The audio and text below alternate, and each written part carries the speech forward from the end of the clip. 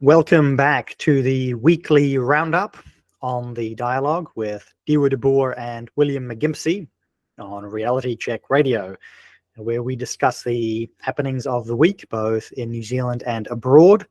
And it is now the 25th week of the year, halfway through. As I've mentioned already on the show, the longest day today, sorry, not longest, it's the shortest, the exact opposite. The longest, if you're in the Northern Hemisphere, the shortest and darkest day down south. Welcome to the show, William.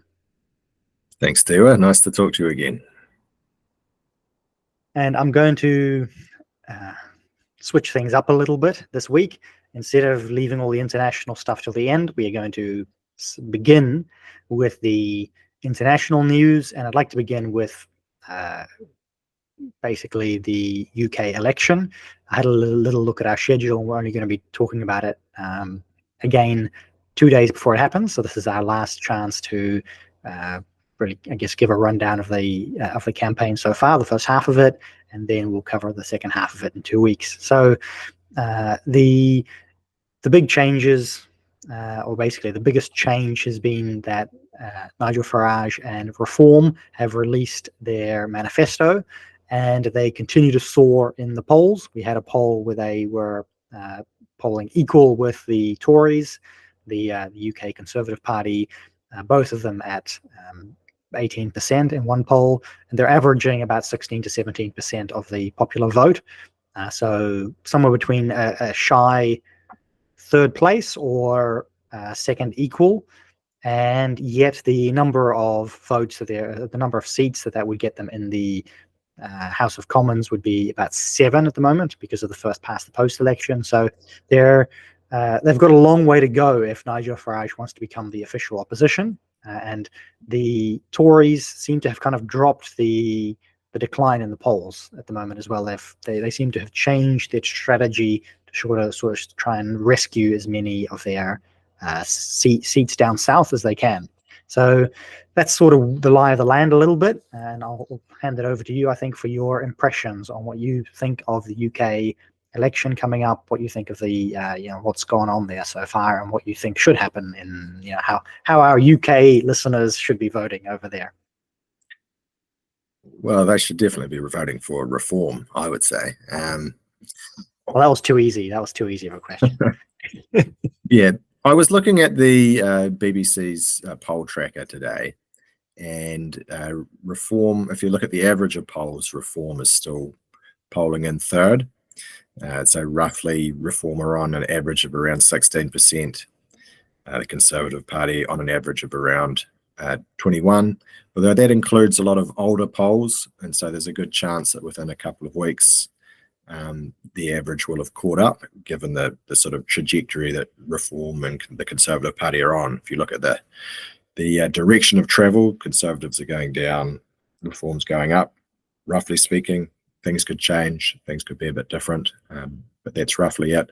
But you're right, the first past the post system means it's not winning the popular vote that matters, it's winning the individual electoral seats, and that's a much tougher task for the Reform Party, because the Conservative candidates are obviously more well-known. It's a more well-established party. A lot of them are incumbents, and so they have name recognition and things like that. And so what Reform is really doing is playing more of a spoiler role, preventing those, taking votes away from the Conservative candidates in those electorates, making it much easier for the Labour candidates to win. So they'll get a few candidates in, probably including Nigel Farage, although, I mean, that's still up in the air a little bit, but he's polling ahead in a couple of polls. A lot depends on what sort of tactical voting arrangements people decide to come up with. But chances are Nigel will get in Clacton. The Reform will maybe get a handful of other electorates, but Labour will win big. And then I think even Nigel and the Reform Party concede that it's going to be a big Labour Party win, and if they're going to get anywhere, it's going to be in future elections. And a lot of that will have to do with the sort of deal they're able to negotiate with the Conservatives. If they are able to negotiate some sort of deal, it's in the Conservatives' interests to be talking to the Reform Party after the election to ensure Reform don't play a spoiler role like this again. And so in order to get the Labour Party out, assuming they get in at this election, which is very likely, those two parties are going to have to work together and talk together and figure out how they're going to work together to get some sort of general conservative or right-wing victory in future UK elections. Yes, and a big part of ensuring that there can be some kind of right-wing victory in the future in the UK really does mean that the UK Conservatives need to be destroyed as much as possible. There's an online campaign, the 0 seats hashtag, trying to get the Tories down to as close to 0 seats as possible. And I believe that's a very good campaign. I mean, they have to be punished for 15 years of betrayal, 15 years of just basically completely destroying the UK. And the argument that they're putting up to say, well, Labour is going to do worse, that's not going to hold up for voters, and it wouldn't hold up for me if I lived over there. It's just been a total and complete betrayal of everything that the voters gave them in the last 15 years.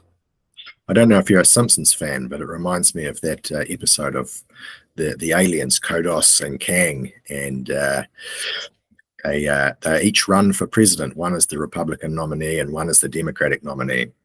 And they're having a debate and they're talking to the people. And one of them says, well, I don't like either of you. I'm going to vote for a third party. And one of the aliens says, go ahead, throw your vote away.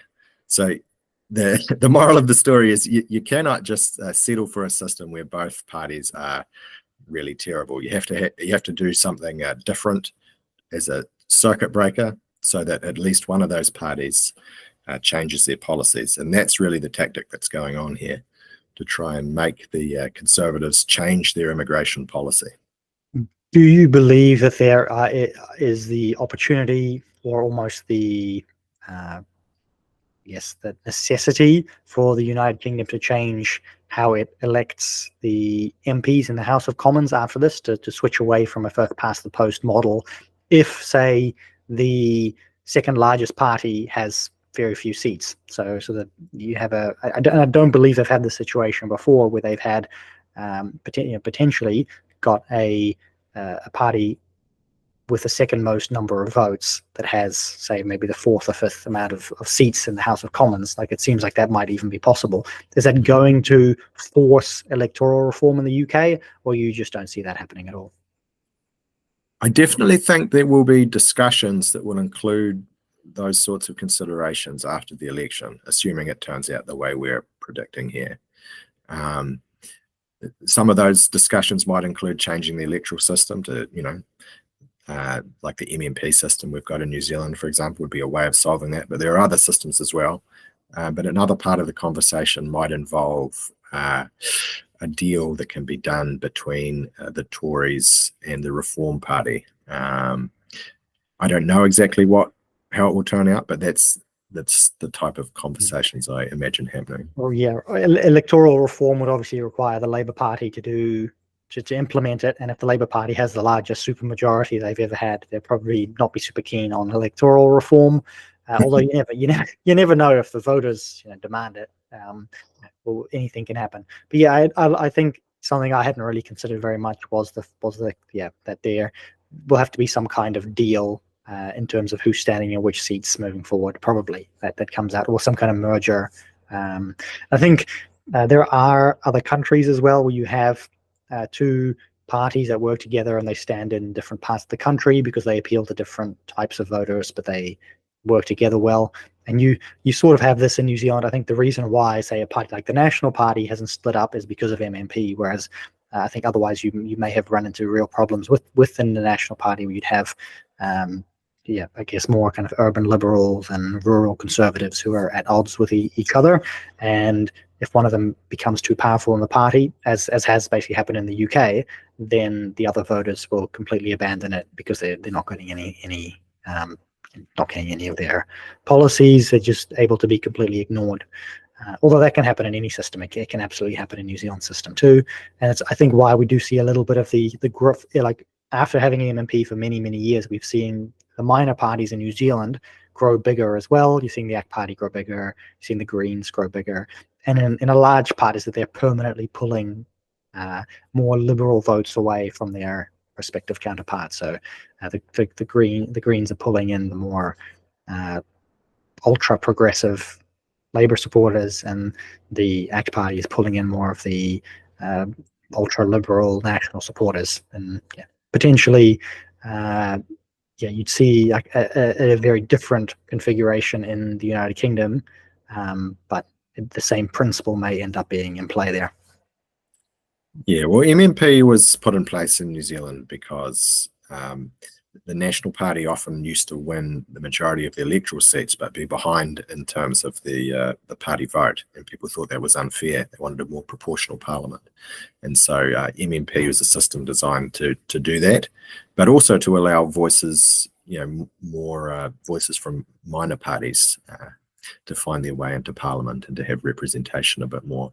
And so, I mean, there's definitely problems with MMP. But it has achieved, I think, that goal of making the representation more proportional and reflecting the spread of votes in New Zealand more, and allowing some of those other voices to be heard in the parliament. Another big piece of news this week, international news in some of the overseas conflicts that we've been tracking, has been a report released by the Jerusalem Post saying that the IDF had precise information about Hamas's intentions, but due to prevailing conceptions in the security establishment and possible negligence by officials, the warning signs were not acted on. And so this report states that basically the official plan that Hamas had, and it was the document was detailed end-to-end raid training, and this was distributed in September last year, basically describing in detail all of the exercises that Hamas was doing, and which, I guess, the kibbutzes they were targeting, and that they were planning to take between 200 and 250 hostages, and in the end Hamas did take I believe 240 hostages, if I remember that correctly. And effectively all of this was known by Israeli intelligence, and they completely failed to act on any of it.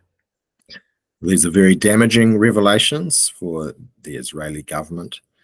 It shows that they were either complacent in terms of their ability to prevent such an attack happening, or they were incompetent in their ability to prevent it, or perhaps something more sinister. It shows that they may have allowed the attack to happen.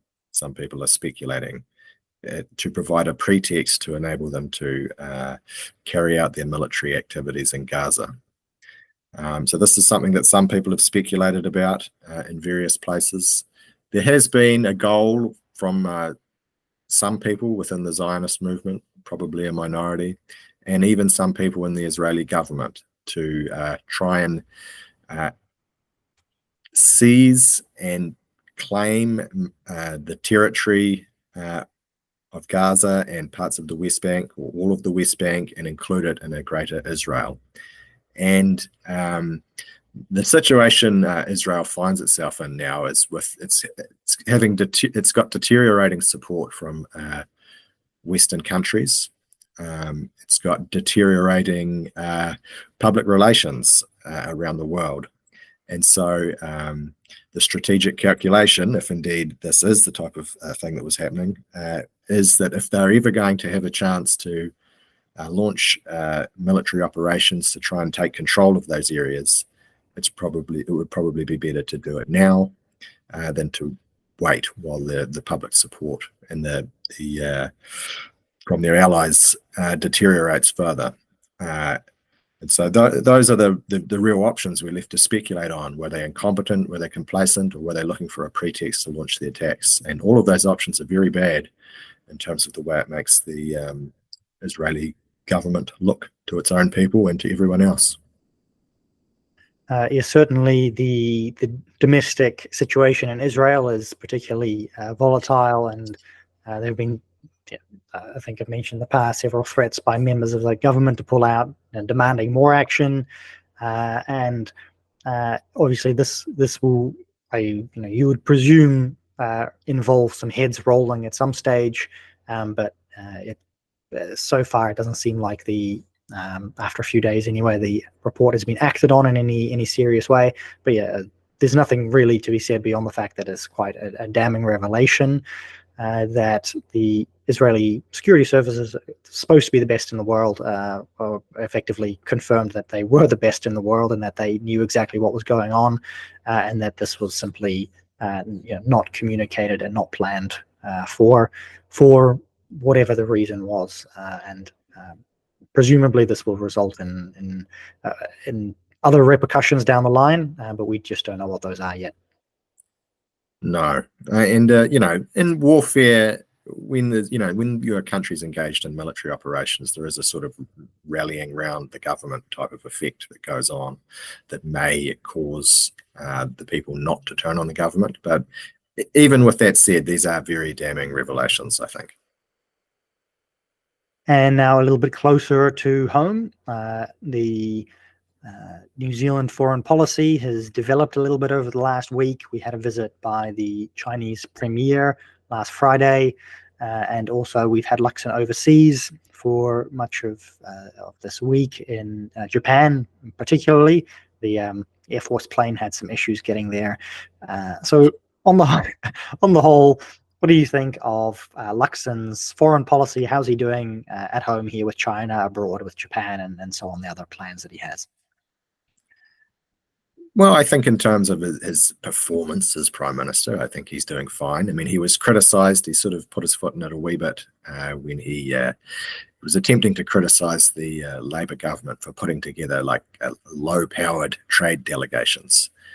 But in making that criticism, he inadvertently criticised the calibre of some of the businessmen and other people going on the delegations, that perhaps something he didn't want to do, and so the Labour Party have hit him at that, and maybe there's some merit in that criticism. But I think the bigger picture here is the way New Zealand is positioning itself in terms of security alliances to do with AUKUS and to do with their relationship with China.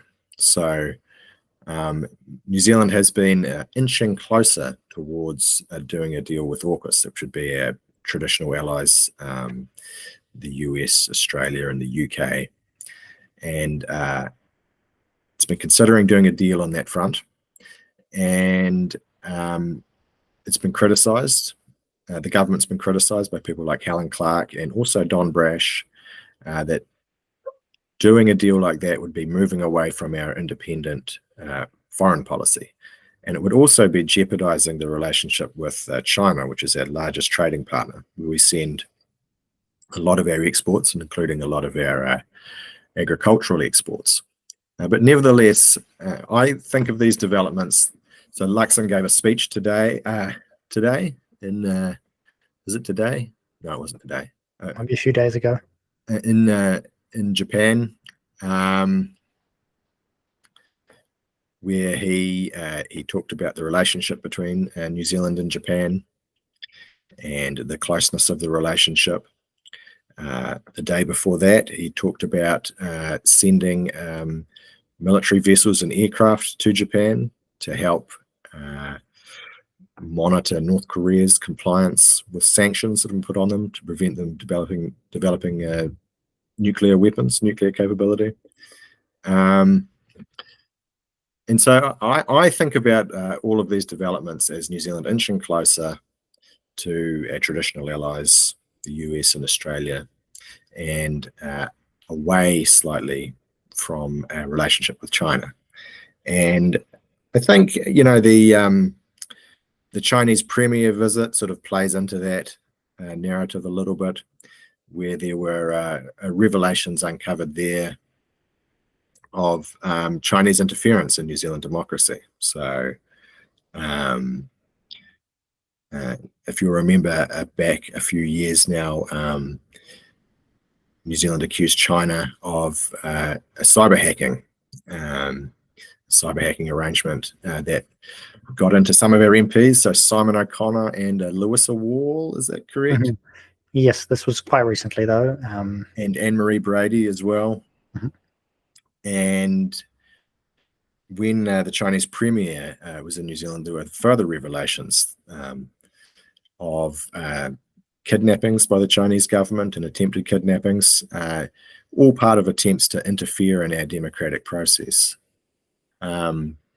So these sort of revelations and these sort of public revelations and these questionings of the Chinese premier, who's a very high-ranking Chinese official by our reporters, are all kind of can be viewed as sort of signals being sent about unhappiness with the relationship and ways of New Zealand distancing itself from China.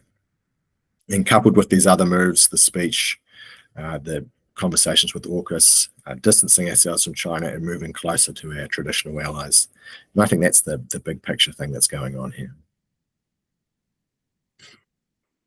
And to give an update on a issue that we've covered for 3 weeks now, I believe, and it's a story that continues to develop around the census data and the way it was treated at Manurewa Marae, the involvement of John Tamahiri and the Maori Party. A lot of fairly lengthy, probably, investigations are underway, but some interesting analysis was released by Muriel Newman from the New Zealand Centre for Political Research this week, and she's a regular guest on RCR as well. In these numbers, these figures that she's released here, she's specifically mentioned that the census data is basically modified, specifically the ethnicity data is, what's the word term used? Reassessed. That's the term she uses. The ethnicity that you enter in on the census is reassessed. And in that reassessment, they will assign extra ethnicities to people depending on other data that stats collect if they think you haven't given enough attention to ancestors you might have from other ethnicities, particularly Maori ancestors. And it seems here, I'll just make sure I get the numbers exactly right.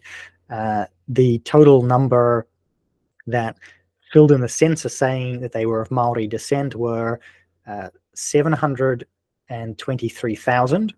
And then after this reassessment, a further 255,000 Maori were added to the number to give that claim that 1 million New Zealanders are Maori. But basically a quarter of those didn't identify themselves as such. So we were talking last week about people identifying their ethnicity, but it seems like even if you don't identify your ethnicity, the government will assign you or reassign your ethnicity data. What is your take on this absurd activity by stats? Well, it brings the census into disrepute, I think. I mean, I raised concerns about the census on your show 2-3 weeks ago. I thought there were some discrepancies in the numbers, but these revelations are even more damning. So 700,000 people are ticking the box for Maori on the form. And of those 700,000, it's just people identifying. It doesn't necessarily mean they have a whole lot of Maori ancestry. But then Stats New Zealand is going through and adding another 250,000 people who haven't ticked the box based on the use of administrative data. So they must have information in the system that leads them to think they've got a Maori ancestor some way back. Or all of these right-wing extremists who are ticking Maori on the box so they can get faster medical treatment or something, based on all of that being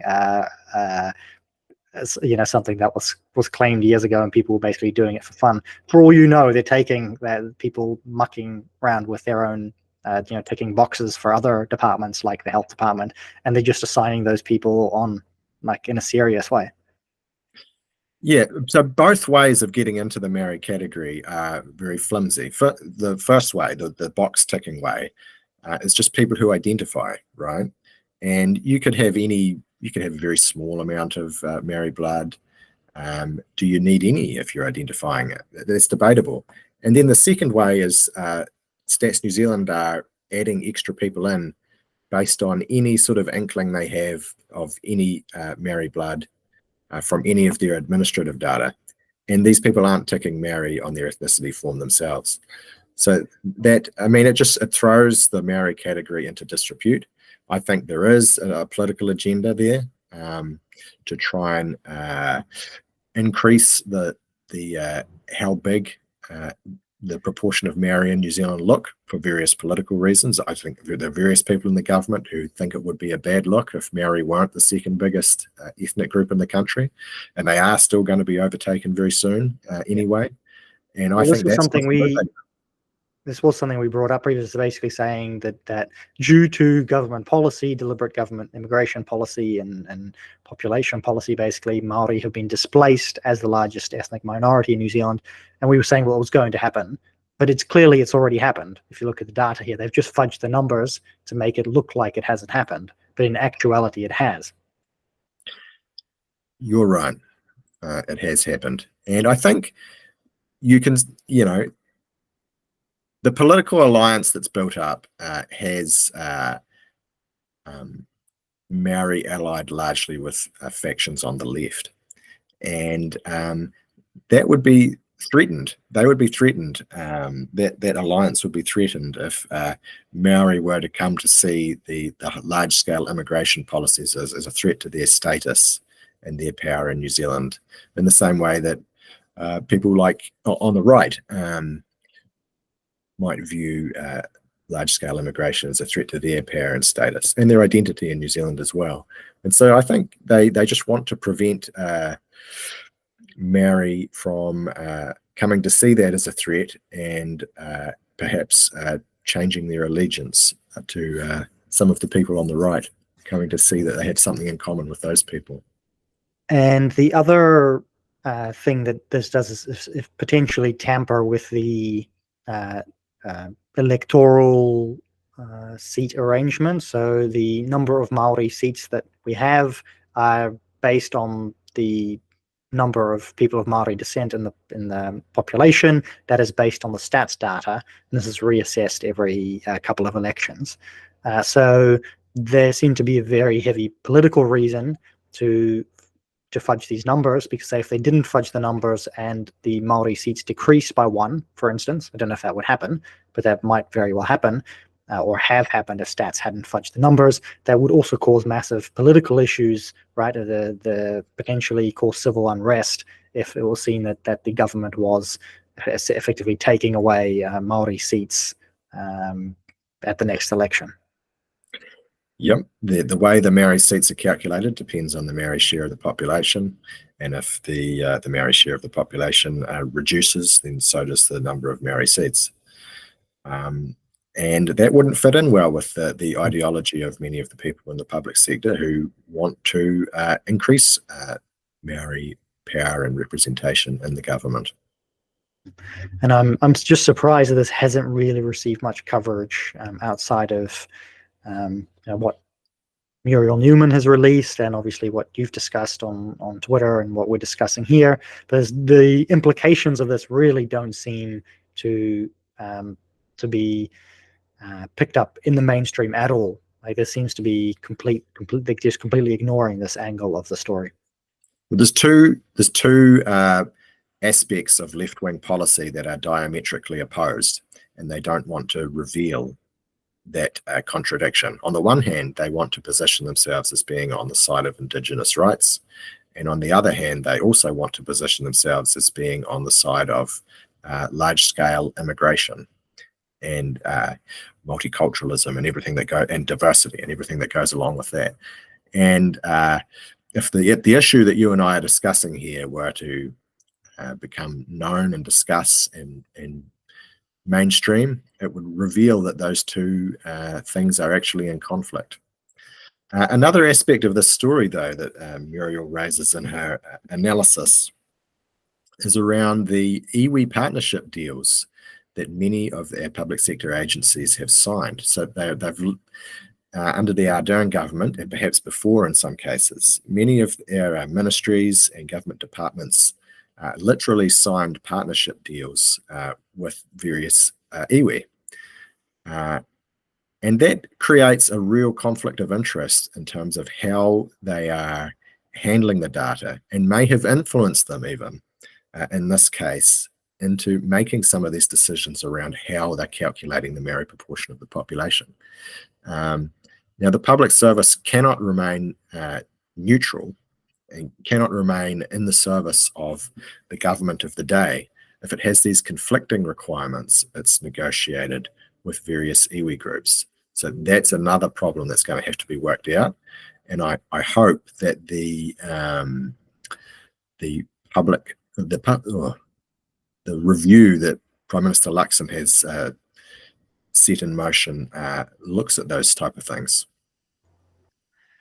I did see someone report somewhere, and I'm just going off my memory here, that the person put in charge of this particular review would have considerable conflict of interest as well in kind of whitewashing the outcome of the public sector review. Unfortunately, I can't recall the exact details, but this particular person who's in charge seems to be compromised in a serious way when it comes to these issues, unfortunately. Is there anyone in the public sector who isn't compromised? Yeah, maybe that's the problem. And I'm sorry, I don't have the details in front of me, and I can't really go and look them up right now. But there is, I guess it may come up again in the future, especially when the reports start to come in from these agencies, because of course someone may have significant conflict of interest and still do a good job. But anyway, so we'll come back to that at a future point if it becomes relevant. Another item that is worth covering is the discussion that's been brought into New Zealand, and it originated in Australia, and I think there's considered to be bipartisan support in Australia for banning social media registration and usage under the age of 16. So you've got to be 16 years old before you can join social media under proposed Australian legislation.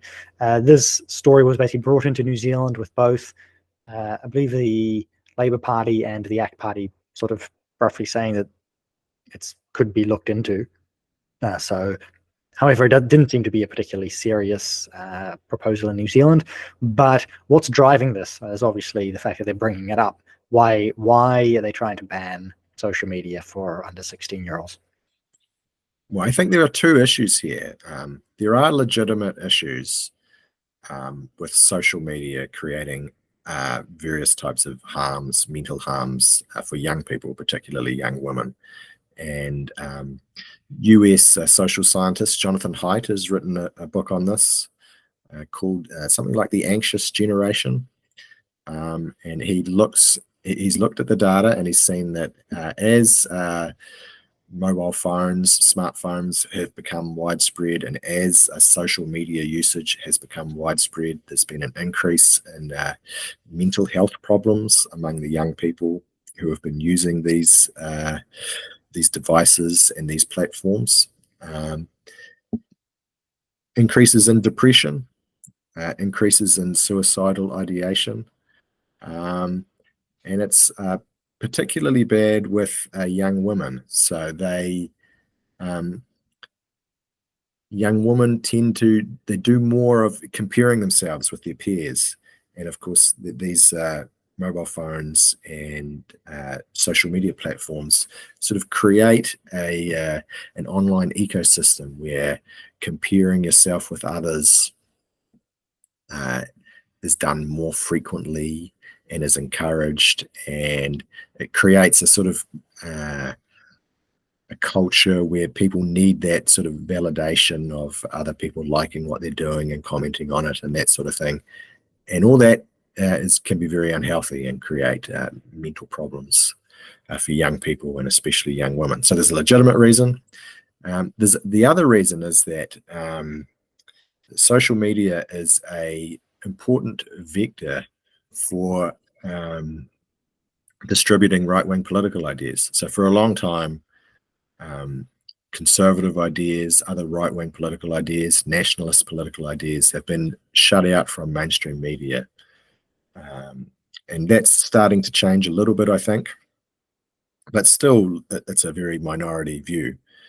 And the suspicion that many people have is that in the recent EU elections, for example, many of the young people turned to some of the right-wing populist parties. And many believe that one of the main reasons for this was they're going on social media, they're being exposed to these conservative and these right-wing arguments, and it's having an effect on their political beliefs. And of course, the mainstream parties, the left-wing parties, obviously view this change in political views of young people away from them as a bad thing, and perhaps they want to ban it for those reasons. We see a similar thing actually happening in the US, where there's been a move to ban TikTok. Ostensibly, the reason they've wanted to ban TikTok is because they say it's a vector for Chinese influence and Chinese spying and Chinese information gathering and these sorts of things. But the other reason is that the pro-Palestine elements have been very successful in spreading their messages using TikTok. They've sort of outperformed the pro-Israeli messaging on that platform. And so there's been a push from people like the ADL in the US and others to ban TikTok for that reason, because they claim, perhaps unfairly, that it's inculcating anti-Semitic ideas on that platform. So you can see there's, in Europe and the US, various types of social media platforms are being used to successfully get around mainstream gatekeeping of political ideas. So that's another reason people might be wanting to ban it. And there was a third potential reason that came to me, and I haven't really seen other people discuss it, but if basically you have to enforce a ban for under 16-year-olds, that would also require ID verification for the use of social media. That's the only way you could really enforce such a ban, which potentially could also mean the end of anonymity on social media platforms, because the people's real identities would have to be attached to their social media accounts. So that's possibly also another angle that's being pushed, especially since anonymous accounts have been very, very successful in spreading certain political messages as well. Anonymity allows you to get around the problem of personal harm being done to you if you're spreading ideas that certain people don't like. So we see this all the time. People discuss or promote right-wing ideas. They can be cancelled, they can lose their job, they're subjected to claims of racism and white supremacy and homophobia, transphobia, all sorts of things. And it can destroy your reputation and friendships and career. But if you're anonymous, you can get around that problem. And so there's a big incentive there by the gatekeepers, again, to put in some sort of ID system or ban anonymity in some way. So you can see why they'd be interested in that as well. And yeah, if you really want to think about harm that's being caused to children, there are many other things that you could target or ban first, and especially we've seen this with a lot of the LGBT propaganda, a lot of the trans propaganda. That's incredibly harmful for children. And I was just thinking, there's a couple of states in the US where they sort of banned children from like pride parades, or they banned children from drag queen events, and then suddenly they don't want to, they end up canceling the events. Like, oh, there's no children there to groom. We'll cancel the events. It's no longer worth doing. So there's plenty of things that we could be targeting more effectively if we wanted to deal with the issues that are causing harm to children under the age of 16, and yeah, in the context of social media as well, it can be very, very dangerous for children who are exposed to all kinds of online bullying and harm. But yeah, and it's just sad to see as well the complete lack of parental supervision and oversight. Like, all of that's been stripped away, and in a large part that's been stripped away by progressive and liberal ideas as well, saying that parents should be kept out of raising their kids, and that the professionals are going to do it. And that's basically introduced a lot of different predatory elements into the system. Yeah, and there are always going to be harms the government can't take away, and that parents primarily are going to have to be responsible for managing for their children. And that's not to say that the government should never do anything. I'm not of that view, but primarily I think it's the role of parents to safeguard their children from harm. And I think that's, when it comes to using the internet, which is the internet is an all pervasive sort of feature of society almost these days. There's really no way of getting around the need for good parenting in terms of how much and when and what children use the internet for. Now, our favorite government department, the Human Rights Commission, has been in the news a few times this week now. One of them is a proposal to, or desire, yes, to close now what they're calling ethnic pay gaps. You've heard about the gender pay gap. Well, congratulations. We also have an ethnic pay gap to close. And they've also started detailing massive opposition to government bills now, the latest one being the fast track bill. The Human Rights Commission are claiming that it's going to undermine human rights in some way. I didn't actually read it. It seemed like it would be too boring to read the Human Rights Commission make an argument as to why a infrastructure fast-tracking bill would somehow undermine human rights. But that's, as you can see with all of these issues, completely ideological. Yeah, the Human Rights Commission really needs to stick to defending legitimate human rights. It's otherwise there's no room for real public policy debates on any of these issues. Has it ever done its job here in New Zealand, or has it always been controlled by a cabal of its enemies, right? So effectively controlled by people who hate human rights and are just purely advancing the progressive cause?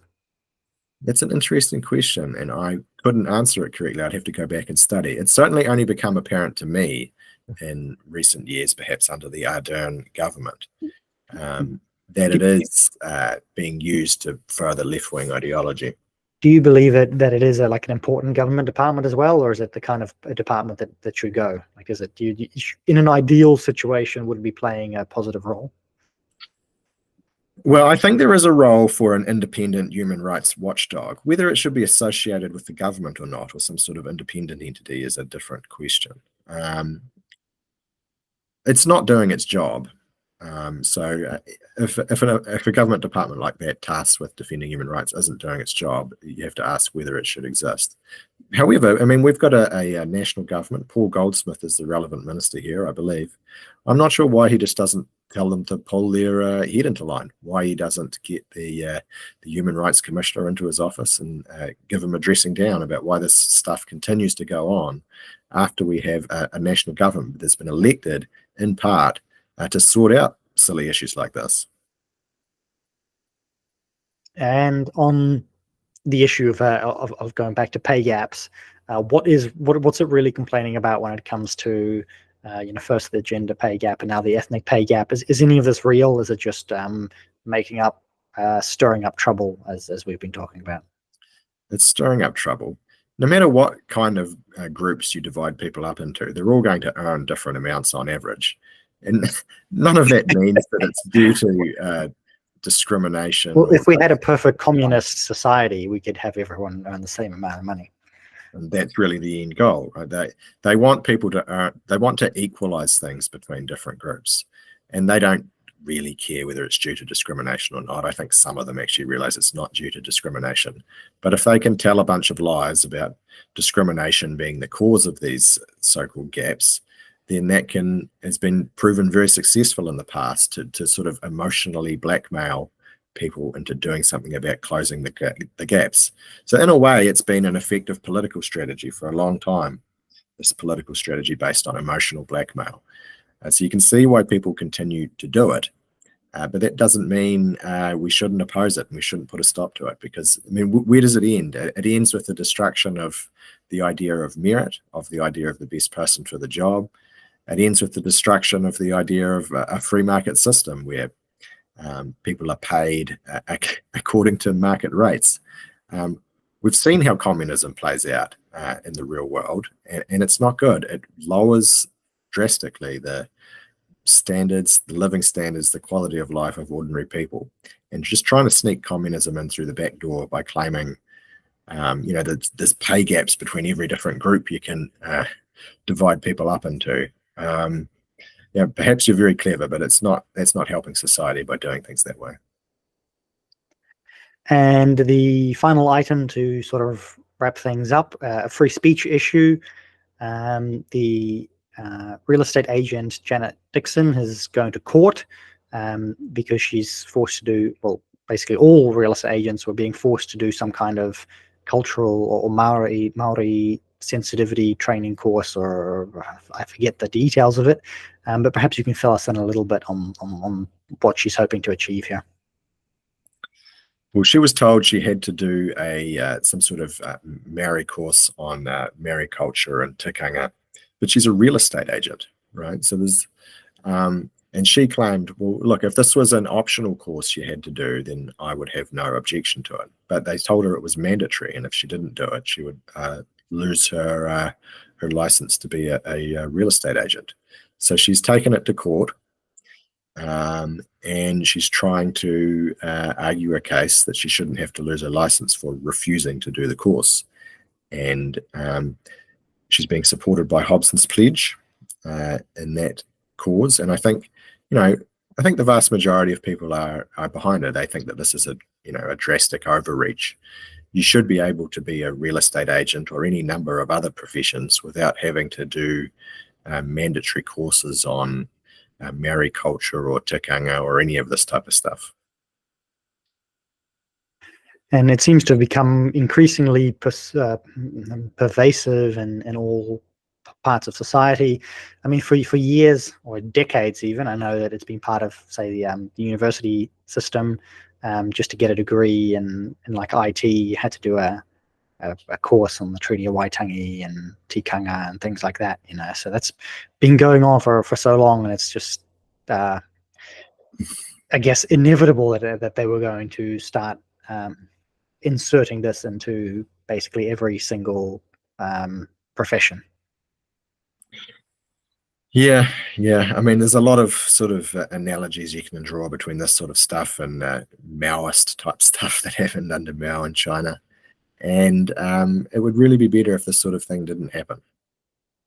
Yeah, and it's like not like any of these things are bad subjects, but the fact that people are basically forced to do them, and there's actually a lot of, I remember, over a decade ago now, was a lot of opposition to having a compulsory course on the Treaty of Waitangi, basically, and it was boycotted by a lot of students. In terms of class turnout, it was the lowest attendance of any class that I saw at university. There were times when there were like three or four students out of a class of 30 who would turn up to their lectures for this. So it was, whether or not opposition to it has grown or shrunk since then, like if people are, because the objection at the time, I remember, was that people were just sick of it. Like, I had to deal with this at high school. I'm just so sick of all of this garbage. And that's not really like the way that you want your country's culture and history treated. Yeah, I mean, you're not going to inculcate a love for a particular culture by forcing it down people's throats in that way. People have to want to buy into it for it to really take hold and have any purchase. So, I mean, in many ways, they're achieving the opposite of what they're setting out to. And what do you believe the impacts may be in terms of this filtering through into New Zealand's legal system? That seems to be the real objective, I guess, to have tikanga be part of the legal system and to create an incredibly subjective standard that that would really undermine the rule of law in New Zealand just through the court system. Well, I think you're right. I think they are. I mean, it is sort of an all-pervasive push to have this thing weaved through all areas of New Zealand life, including ultimately up until the legal system. And that would make it very subjective, wouldn't it? It would give the judges and the other people who were hearing the cases a lot of power to sort of decide things make decisions based on their own values and their own interpretation.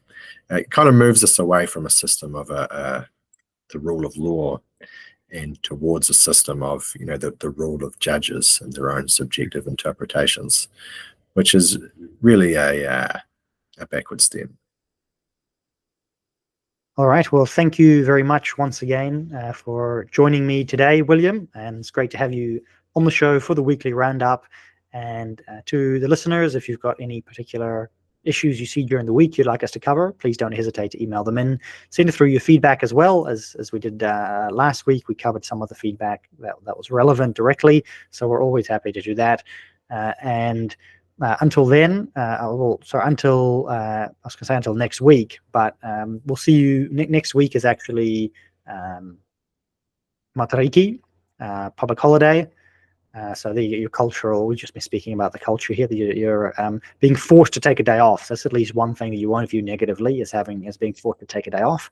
Definitely something I'm in favor of. And we'll see, we'll be back in 2 weeks with the next weekly roundup. So thank you very much again, William. Thanks, Dieuwe. Nice to talk to you. And to the listeners, we will be back right after this break.